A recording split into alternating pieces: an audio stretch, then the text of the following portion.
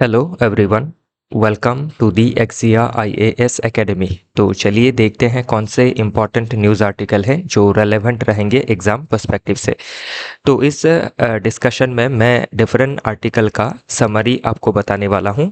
इसी के साथ चीज़ों को इन ब्रीफ समझाऊंगा और किस तरीके से डिफरेंट आइडियाज़ जो है एग्ज़ाम में पूछी जा सकती है वो बताने की कोशिश करूंगा।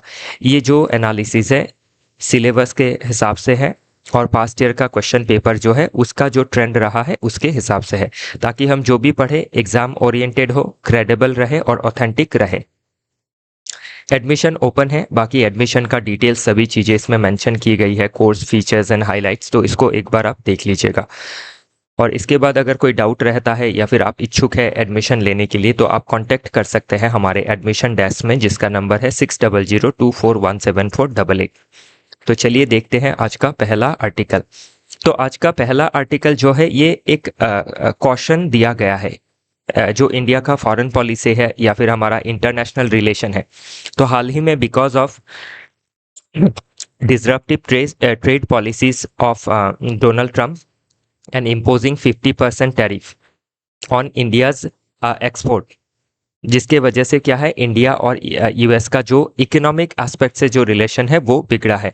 और इसी के वजह से क्या है इंडिया चाइना के बीच में भी क्लोजनेस जो है वो देखी जा सकती है। तो कजान में जो समिट हुआ था लास्ट ईयर, ब्रिक्स का समिट था, वहाँ से लेके अभी तक का जो एससीओ समिट है, तो कजान के समिट के बाद क्या है आपकी जो बॉर्डर का डिसएंगेजमेंट है after Galwan valley clash of 2020, वो उसको उसके ऊपर चर्चा हुई। सेकेंडली आपका जो वीज़ा है फॉर जर्नलिस्ट टूरिस्ट उसको ईज़ किया जा रहा है, फिर डायरेक्ट फ़्लाइट रिज्यूम किया जा रहा है, फिर आपका जो मानसरोवर लेक है उसमें जो यात्रा होती है, पिलग्रिमेज जाते हैं, उसको लेके जो ईज़ है वो भी आई है।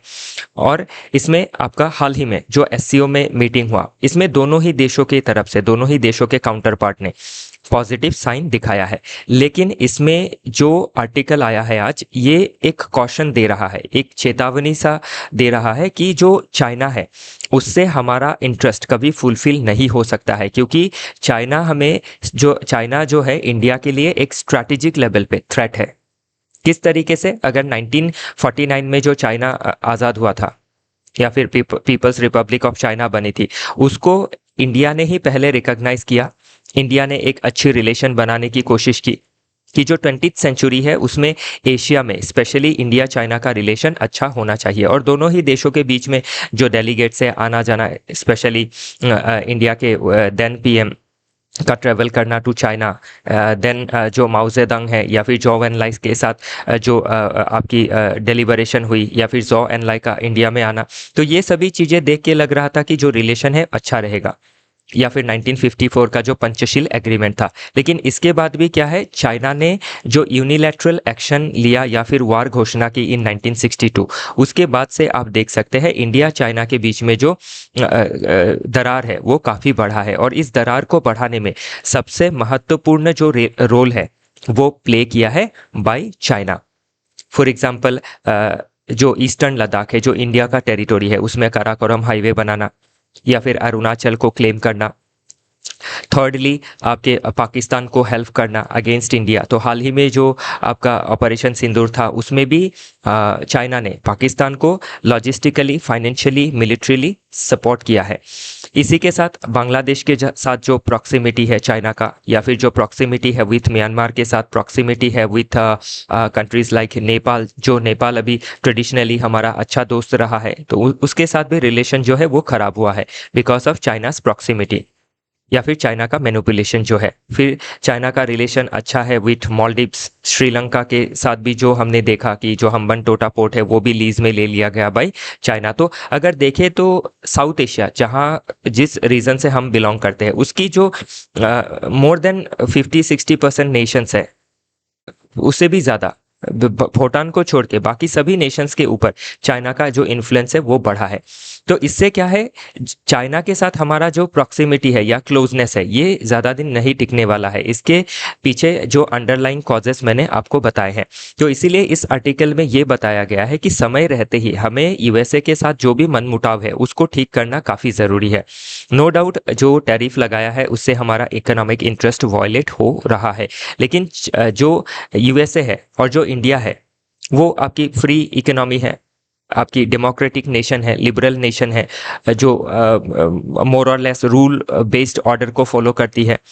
तो उसको हम कॉम्प्रोमाइज़ नहीं कर सकते हैं बिकॉज ऑफ चाइना। और अगर रशिया को भी देखें तो रशिया का जो डिपेंडेंसी है वो चाइना के ऊपर काफ़ी ज़्यादा बढ़ा हुआ है।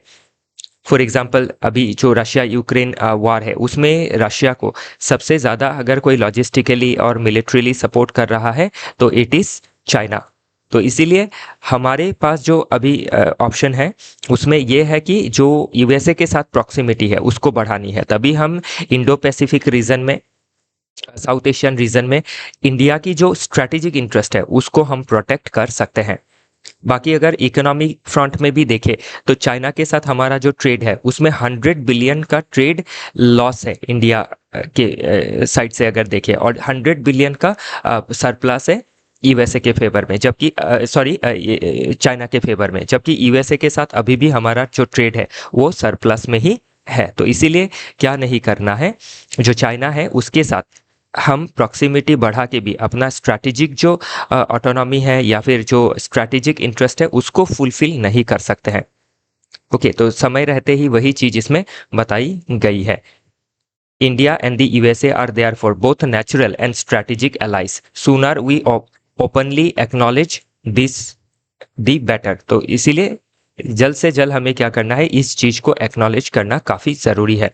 तो इसमें लिखा है कि कल को अगर हमारे इंडिया के north east north west border में अगर थाउजेंड्स ऑफ ड्रोन अगर आपके हमला करने लग जाए तो हमें कौन टेक्नोलॉजी प्रोवाइड करेगा? It is USA.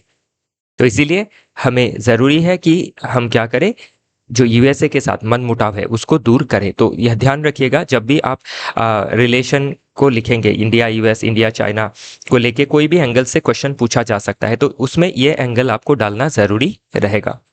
Next article बात करता है इंश्योरेंस प्लेटफॉर्म के बारे में। तो IRDAI, insurance regulatory and development authority of India, जो एक आपकी स्टैट्यूटरी बॉडी है जो क्या करती है, इंश्योरेंस को रेगुलेट करती है और इंश्योरेंस का जो डेवलपमेंट है उसको आगे बढ़ाती है। तो IRDAI ने इसकी घोषणा तो कभी काफ़ी पहले ही कर दी थी कि हमारे देश में एक आपका सिंगल डिजिटल प्लेटफॉर्म होना चाहिए और उसका नाम होगा बीमा सुगम। तो बीमा सुगम के ज़रिए क्या होगा, आपका जो इंश्योरेंस है, आपके लाइफ इंश्योरेंस हो या फिर हेल्थ इंश्योरेंस हो या फिर जनरल इंश्योरेंस हो, उसका उसके लिए वन स्टॉप मार्केट प्लेस को डेवलप किया जाएगा, जिससे कंज्यूमर क्या है, कंपेयर कर सकते हैं इंश्योरेंस को, डिफरेंट कंपनी के खरीद सकते हैं, मैनेज कर सकते हैं अपने इंश्योरेंस प्रोडक्ट को, और उसी के साथ इंश्योरेंस का जो क्लेम है, क्लेम सेटलमेंट कर सकते हैं, या फिर कोई ग्रीवेंस है तो उस ग्रीवेंस को भी रिड्रेसल कर सकते हैं। तो ये एक काफ़ी अच्छा इनिशिएटिव है बाय दी IRDAI। तो इसमें ध्यान रखिएगा, हमारे देश में अभी मेंस में जब क्वेश्चन पूछा जाएगा अबाउट इंश्योरेंस पेनिट्रेशन या फिर किस तरीके से एक इंश्योर्ड जो सोसाइटी होती है वो क्या करती है, सोसाइटी को social justice and financial security जो है वो प्रदान करती है। Social security, financial security is equal to social justice प्रदान करती है। तो उसके लिए अभी अगर हम थोड़ा डेटा देखें तो इंडिया में जो इंश्योरेंस पेनिट्रेशन है ओनली 3.7% है। मतलब 100 में से कोई 4 ही इंश्योरेंस खरीदते हैं, जबकि ग्लोबल एवरेज जो है वो इंडिया से डबल है। तो इसीलिए क्या करना है, इंडिया को अगर सेफ एंड सिक्योर्ड रखना है, आपके जनरल इंश्योरेंस के पर्सपेक्टिव से हो, हेल्थ के पर्सपेक्टिव से हो या फिर लाइफ के पर्सपेक्टिव से हो, तो इंश्योरेंस का जो पेनिट्रेशन है उसको बढ़ाना काफ़ी ज़रूरी है और इसको 100% करना है बाय 2047। तो ambitious goal of insurance for all by 2047। क्योंकि आज के समय पे अगर आप देखें तो डिफरेंट शॉर्ट ऑफ डिजीजेस होना या फिर लाइफ की जो आपकी अनसर्टिनिटी है या फिर आपकी जो डिफरेंट सॉर्ट ऑफ डिजास्टर्स है जिससे हमारे घर हो, दुकान हो या फिर हमारे एसेट्स हो, वो बर्बाद हो सकते हैं। तो इसीलिए ज़रूरी है life insurance, health insurance and general insurance should be available for all. तभी हम क्या कर सकते हैं, एक सिक्योर्ड सोसाइटी, एक सिक्योर्ड नेशन बन सकते हैं, और जो सोशल सिक्योरिटी है, फाइनेंशियल सिक्योरिटी है, वो हम अपने पॉपुलेशन को दे सकते हैं। तो ध्यान रखिएगा, ये काफ़ी ज़रूरी है। और इसमें जो स्टेप लिया गया है बाय IRDAI वो भी काफ़ी ज़रूरी है। तो इसमें अभी कंसर्न क्या है, कंसर्न ये है नंबर वन कि आपका ये जो वन स्टेप प्लेटफॉर्म है, इसकी घोषणा काफ़ी पहले ही कर दी गई थी, लेकिन बहुत सारा डिले इसमें देखा गया है। कहीं पे इसमें मेंशन किया होगा, ओके, कि बहुत सारा डिले देखा गया है अभी तक। और सेकंड जो प्रॉब्लम है कि आपका सेकेंड प्रॉब्लम में ये रहा मल्टीपल डिलेस, और सेकेंड प्रॉब्लम में ये है कि आपका जो मार्केट है उसमें परफेक्ट कंपटीशन होना चाहिए। परफेक्ट कंपटीशन में आपके सिर्फ जो बड़े प्लेयर्स है उनकी मोनोपोली ना रहे, जो स्मॉल इंश्योरर है उनका जो फियर है उसको भी दूर करना काफ़ी ज़रूरी है, ताकि ये परफेक्ट कंपटीशन बना रहे, कोई मोनोपोली ना रहे। उसके बाद ज़रूरी क्या है आपका, कि जो आउटरीच है, ये अभी प्लेटफॉर्म बनाने से तो नहीं होगा, उसका आउटरीच होना पड़ेगा, मल्टीलिंगुअल इंटरफेसेस उसके रहने पड़ेंगे लोकल लैंग्वेजेस में, ताकि डिफरेंट अक्रॉस डिफरेंट रीजन इसका जो रीच है वो बढ़ाया जा सके। फिर कम्युनिटी लेवल में एजुकेशन देना होगा about insurance, about this digital platform. तो इसी के साथ जो लोगों का प्राइवेसी है, सिक्योरिटी है, उसको प्रोटेक्ट करना होगा, क्योंकि इसमें आपके बहुत सारे KYC वगैरह डॉक्यूमेंट्स वगैरह दी जाती है। फिर नेक्स्ट आपका जो है कि जो क्लेम सेटलमेंट है उसको समय से करना ज़रूरी रहेगा, और नहीं होता है तो उसके लिए ग्रीवेंस रिड्रेसल प्लेटफॉर्म होना काफ़ी ज़रूरी है, क्योंकि एक सिंगल वल्नरेबिलिटी, एक भी चूक क्या कर सकती है, कंज्यूमर का जो कॉन्फिडेंस है उसको ब्रेक कर सकती है। और उसके बाद क्या है, वो जो 3.7% है ये इसी तरीके से रह जाएगा। तो ध्यान रखिएगा, ये आर्टिकल प्रीलिम्स के लिए किस तरीके से इंपॉर्टेंट है, कि बीमा सुगम किसने स्टार्ट किया है, या फिर इसका क्या एम्स एंड ऑब्जेक्टिव है, वो पूछा जा सकता है। सेकेंडली मेंस में भी इसका बीमा सुगम का एम्स एंड ऑब्जेक्टिव्स, और किस तरीके से ये आपका एक सिक्योर्ड सोसाइटी बना सकती है, या फिर आपकी जो विकसित भारत का गोल है उसको अचीव करने में किस तरीके से मदद कर सकती है, उस पॉइंट से पूछा जा सकता है। तो काफ़ी पॉइंट से ये क्वेश्चन बन सकता है। तो इसको मैंने जो भी मार्क किया है, आप थोड़ा वीडियो का क्वालिटी बढ़ा के इसको पढ़ भी सकते हैं। नेक्स्ट आर्टिकल बात कर रहा है कैप्चरिंग ग्रोथ। तो अभी ध्यान रखिएगा कि हमारे देश में जो ग्रोथ है, स्पेशली इंडस्ट्रियल सेगमेंट में, तो वो क्या की जाती है, चंद गिने चुने जो ट्रेडिशनल इंडस्ट्री है उन्हीं का डेटा जो है वो गवर्नमेंट कलेक्ट करती है, क्योंकि जो उभरते हुए इंडस्ट्रीज है, लाइक गीग प्लेटफॉर्म है, ओवर द टॉप जो प्लेटफॉर्म्स है, उनका काउंटिंग नहीं होता है, या फिर जो आपके माइक्रो एंटरप्रेन्योरशिप है, लाइक जो फ्रीलांसिंग एक्टिविटीज है, उनको काउंट ही नहीं किया जाता है। तो इससे क्या होता है, इकोनॉमी को एक बेटर पिक्चर नहीं मिल पाता है, वो चाहे GDP का हो, एम्प्लॉयमेंट का डेटा हो। तो इसीलिए गवर्नमेंट क्या कर रही है, प्रपोज कर रही है national industrial classification code NIC 2025 को, जिसमें क्या किया जाएगा, डिफरेंट इंडस्ट्रीज को या फिर उनके सेगमेंट्स को अपडेट किया जाएगा, ताकि गवर्नमेंट बेटर मॉनिटरिंग कर सके इंडिया की जो मैक्रो इकोनॉमिक आपकी फ्रेमवर्क है उसको। तो इसको किसके द्वारा किया जाएगा, नेशनल स्टैटिस्टिकल ऑफिस के द्वारा, NSO। तो ध्यान रखिएगा, NIC 2025 कौन इसको अपडेट कर रहा है, NSO। ये सभी चीजें प्रीलिम्स में पूछी जा सकती है। पास्ट में अगर देखें 62 में किया गया था, 70, 87, 98, 2004, लास्ट 2008 में था, उसके बाद अभी 2025 में हो रहा है। और इसमें जो भी नए सेगमेंट्स आए हैं, डिजिटल सर्विसेज आई है, ग्रीन एनर्जी आया है, गीग वर्क आया है, ओवर द टॉप प्लेटफॉर्म आया है, इनको इंक्लूड करना काफ़ी ज़रूरी है, क्योंकि ये जो सेगमेंट्स है ये लोगों को काफ़ी ज़्यादा इनकम दे रही है, एम्प्लॉयमेंट जनरेट कर रही है। तो ज़रूरी है कि इन सेगमेंट्स का भी क्या हो, आपका जो ट्रैकिंग है, स्टैटिस्टिकल जो डेटा है उसको लिया जा सके। तभी क्या है, गवर्नमेंट बेटर पॉलिसी बना सकती है, बेटर आपकी जो फॉरकास्टिंग है वो कर सकती है about employment and GDP growth. Okay, next article बात करता है इंडिया स्टार्टअप ड्रीम। तो इंडिया का जो स्टार्टअप ड्रीम है किस तरीके से आया और इसमें क्या क्या असुविधाएं हैं, उसके बारे में ये आर्टिकल बात कर रहा है। तो अभी स्टार्टअप होता क्या है, जो क्या करती है, ट्रेडिशनल इंडस्ट्रियल एक्टिविटीज से हट के इनोवेटिव तरीके से जो आपका इकोनॉमिक एक्टिविटीज है, मैन्युफैक्चरिंग एक्टिविटीज है, या फिर सर्विसेज एक्टिविटीज को आगे बढ़ाती है। फॉर एग्जांपल अगर देखें तो जो डिजिटल टेक्नोलॉजी के ज़रिए जो एजू स्टार्टअप्स आए हैं एजुकेशन के, जैसे अन अकेडमी हो, बायजूस हो, ये सभी चीज़ों को आप इसमें देख सकते हैं। तो इसका जो स्टार्टिंग है, हम ग्रीन रेवोल्यूशन के समय से इसको स्टार्ट किया गया है कि ग्रीन रेवोल्यूशन था 1960 में। उसके बाद पब्लिक सेक्टर्स जो थी वही मेन आपकी सेवियर थी हमारी इंडिया की इकोनॉमी की 1970 तक। उसके बाद अगर देखें तो 1990s में फ्री मार्केट इकोनॉमी को लाया गया, और उसके बाद 2000 सन से क्या है, आपका फॉरेन डायरेक्ट इन्वेस्टमेंट होने लगा, और डिफरेंट सेगमेंट में इकोनॉमी जो है वो गति करने लगी। और इसी के साथ डिफरेंट आइडियोलॉजी भी 90s में बढ़ने लगी, जैसे फ्री मार्केट आइडियोलॉजी, थैचरिज्म। तो ये जो थैचरिज्म है, ये मार्गारेट थैचर के द्वारा लिया गया था इन इंग्लैंड, जो उस समय के प्रधानमंत्री रही थी। उसी के बाद वाशिंगटन कंसेंसस, जिसके बाद आपका इसी कंसेंसस के तहत वर्ल्ड ट्रेड ऑर्गेनाइजेशन का फॉर्मेशन हुआ, मतलब फ्री मार्केट, फ्री नेविगेशन, ये सभी चीज़ों की स्थापना हो रही है। फिर आया न्यू लिबरलिज्म, जिसमें जो स्टेट है वो रोल आउट करने लगा, उसको हटा दिया गया, या फिर स्टेट का जो एक्टिविटीज़ है उसको बहुत ज़्यादा कम कर दिया गया, ताकि प्राइवेटाइजेशन हो सके और इकोनॉमी में जो इफ़िशेंसी है, कंपटीशन है, वो बढ़ सके। तो उसी तरीके से क्या हुआ, धीरे धीरे आपका जो मेक इन इंडिया का इनिशिएटिव इंडिया में आया, स्टार्टअप इंडिया इनिशिएटिव आया, स्टैंड अप इंडिया का स्कीम आया, आत्मनिर्भर भारत का स्कीम आया। तो उसी के तहत क्या हुआ, हमारे देश में भी डिफरेंट स्टार्टअप्स का जो ग्रोथ है वो बढ़ने लगा। अभी इसमें सिलिकॉन वैली के बारे में भी जिक्र किया गया है। तो सिलिकॉन वैली यूएस में है, हम सभी जानते हैं, जो क्या है, आपका हब है ऑफ स्टार्टअप।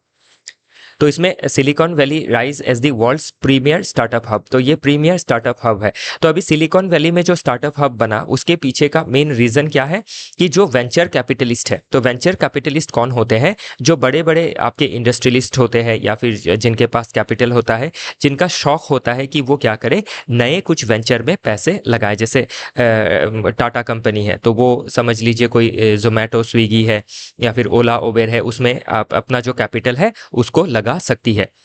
तो आपका जो वेंचर कैपिटल है वो पायोनियर है, specially in case of silicon Valley rise.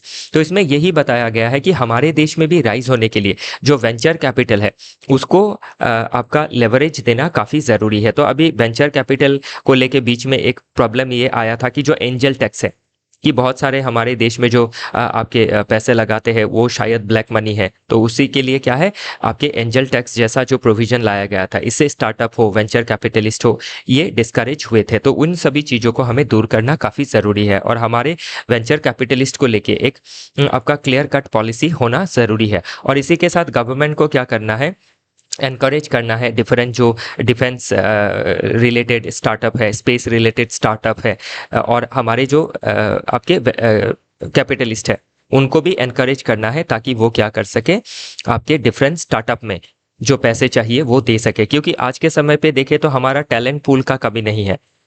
इस टैलेंट पूल को, अभी इनके पास टैलेंट तो है, लेकिन चाहिए क्या, इन्वेस्टमेंट। तो इन्वेस्टमेंट कौन देगा, इसके लिए लगेंगे वेंचर कैपिटलिस्ट। तो वही चीज़ इसमें मेंशन, इसमें स्पेशली जो आपका कैपिटल सेगमेंट है उसको काफ़ी ध्यान दिया गया है। और इसी के साथ आपका जो हमारे देश में आपके स्टार्टअप्स है उसका जो कंसंट्रेशन है, जैसे महाराष्ट्र हो, दिल्ली हो, बेंगलुरु हो, इन चंद स्टेट में आपके इन चंद स्टेट के चंद सिटी में ही आपका कंसंट्रेटेड है। जबकि अगर यूएसए में हम देखें तो इसमें मेंशन किया होगा कहीं पे, ये रहा कि आपका सिलिकॉन वैली में 20% ऑफ यूएस स्टार्टअप है। अदर रीजन लाइक न्यूयॉर्क में 15% है, बोस्टन में 10% है, लॉस एंजलिस में 8% है, सियाटल में 6% है, ऑस्टिन में 5% है। तो इस तरीके से हमारे देश में भी क्या है, इंक्लूसिव स्टार्टअप डेवलपमेंट होना काफ़ी ज़रूरी है। स्टार्टअप को सिर्फ एक जगह में कंसंट्रेटेड रखेंगे तो उससे इंक्लूसिव डेवलपमेंट जो है वो नहीं होगा। एम्प्लॉयमेंट जनरेशन हर सेगमेंट में, हर रीजन में होना काफ़ी ज़रूरी है, ध्यान रखिएगा। और इसमें यह भी बताया गया है कि किस तरीके से हमने एस्टोनिशिंग, आश्चर्यजनक तरीके से ब्रेक थ्रू हासिल की है इन यूपीआई, यूनिफाइड पेमेंट सिस्टम में, फिर आधार में।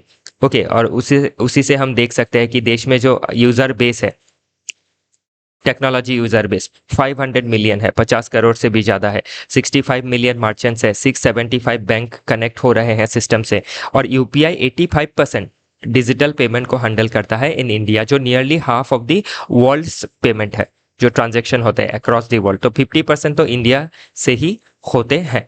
तो वही सभी चीज़ें इसमें मेंशन की गई है कि हमने ऑलरेडी ब्रेक थ्रू हासिल किया है। फर्दर हमें ब्रेक थ्रू हासिल करने के लिए वेंचर कैपिटल सिस्टम को और डेवलप करना होगा, गवर्नमेंट को और एनकरेजमेंट देना होगा। और इसी के साथ हमारे देश में एक और प्रॉब्लम क्या है कि इंडिया में fact that family businesses account for 80% of India's GDP. तो हमारा जीडीपी का 80% जो है वो फैमिली बिजनेसेस से आता है, जबकि यूएसए में ये 55% है। तो इसमें अभी एक प्रॉब्लम क्या आता है कि जो भी आपके प्राइवेट जो फैमिली बिजनेस है या फिर फैमिली ओन्ड बिजनेस है, तो ये क्या करती है, कोई भी किसी भी वेंचर में पैसे लगाती है तो उसको इन फ्यूचर कंप्लीटली एक्वायर कर लेती है। जो आपके उससे क्या होता है, जो हमारे जो टेक्नीशियन है या फिर जो टेक से भी है या फिर टेक्नोक्रेट्स है, उनको प्रॉब्लम होता है कि वो उन्होंने एक कोई कंपनी है वो खड़ा किया और उसको फैमिली बिजनेस ने कंप्लीटली एक्वायर कर लिया 100%, क्योंकि उन्होंने कैपिटल लगाया था। तो उन सभी चीज़ों को भी हमें थोड़ा रेगुलेट करना ज़रूरी है। तो वही सभी चीज़ें इसमें मेंशन की गई हैं। देखते हैं आज के डिस्कशन का लास्ट आर्टिकल। तो ये आर्टिकल बात कर रहा है कि हमारा जो प्राइवेट बिजनेसेस है या फिर प्राइवेट जो मैन्युफैक्चरिंग है यूनिट है इन इंडिया, स्पेशली हमारे डोमेस्टिक सेगमेंट, कि उनका जो रिसर्च एंड डेवलपमेंट है वो काफ़ी कम है compare to the other nations like China, USA, Japan, Germany. तो इन देशों में जो प्राइवेट सेगमेंट है वो क्या करती है, अपने प्रॉफिट का 29 से 55% तक R&D में खर्च कर देती है। जैसे अल्फाबेट, BMW, जो हवाई है, तो अभी इसीलिए आप देख सकते हैं BMW कितना पॉपुलर ब्रांड है, पूरे वर्ल्ड ओवर इसका कार बिकता है। क्यों? बिकॉज ये R&D में ज़्यादा खर्च करते हैं, कॉम्पिटिटिव प्रोडक्ट बनाते हैं, स्टाइलिश प्रोडक्ट बनाते हैं, डिज़ाइन में सबसे आगे रहते हैं, सेफ्टी में आगे रहते हैं। तो इसके लिए ज़रूरी क्या है कि बार बार क्या करना, R&D करना और प्रोडक्ट का जो क्वालिटी है उसको इंक्रीज करना। लेकिन इंडिया में क्या है वो देखा नहीं जाता है। इसकी कुछ वजह बताई गई है। इसका एक वजह तो ये है कि जो गवर्नमेंट है वो डिस्करेज करती है R&D को। किस तरीके से? क्योंकि हमारे देश में क्या है, इंपोर्ट के ऊपर काफ़ी ज़्यादा रेस्ट्रिक्शंस है। लाइक आपके कोई फॉरेन मैन्युफैक्चर्ड कार हो, बाइक हो, उसको इंपोर्ट करने में काफ़ी ज़्यादा इंपोर्ट ड्यूटी लगाया जाता है, जिससे क्या होता है, फॉरेन जो इंपोर्ट है वो डिस्करेज हो जाता है। और हमारे देश में जो हमारे फार्म्स है उनको ये लगता ही है कि बाहर से कोई प्रोडक्ट तो आने वाला है नहीं, क्योंकि गवर्नमेंट जो है वो प्रोटेक्शन देगी। तो वो जिस तरीके से प्रोडक्ट बनाते आए हैं इतने सालों से, उस प्रोडक्ट को वैसे ही रखते हैं। और दूसरा, हमारे देश में मार्केट भी बहुत बड़ा है, तो जैसे भी प्रोडक्ट बना लो वो सेल होने ही वाला है। तो इसीलिए हमारे मार्केट में क्या है, जो भी प्रोडक्ट है वो हमारे मार्केट में ही बिकती है। आपके जो अलग अलग नेशंस है, लाइक यूरोप है या फिर चाइना है, जापान है, साउथ कोरिया है, उधर हमारे जो प्रोडक्ट्स है उसका सेलिंग काफ़ी कम है अदर देन एग्रीकल्चरल प्रोडक्ट। तो इसका रीज़न क्या है कि गवर्नमेंट डिस्करेज करती है R&D को। तो इसीलिए गवर्नमेंट को एनकरेज करना है, किस तरीके से? By bringing competition. और जब कंपटीशन आएगा तब हमारी फार्म्स क्या करेगी, प्रॉफिट को एक्यूमुलेट होने की बजाय उस प्रॉफिट को लगा के और जो प्रोडक्ट है बेटर बनाएगी। और उससे क्या है, हमारे देश का जो कॉम्पिटिटिवनेस है वो बढ़ेगा और देश की इकोनॉमी भी ग्रो करेगी, countries like China, countries like USA की तरह या फिर यूरोपियन नेशंस की तरह। तो ज़रूरी है कि जो R&D है उसको एनकरेज किया जाए। इसी के साथ आज का जो डिस्कशन है वो समाप्त होता है। कल फिर मिलेंगे डिफरेंट आर्टिकल के साथ। आज के लिए इतना ही। Thank you.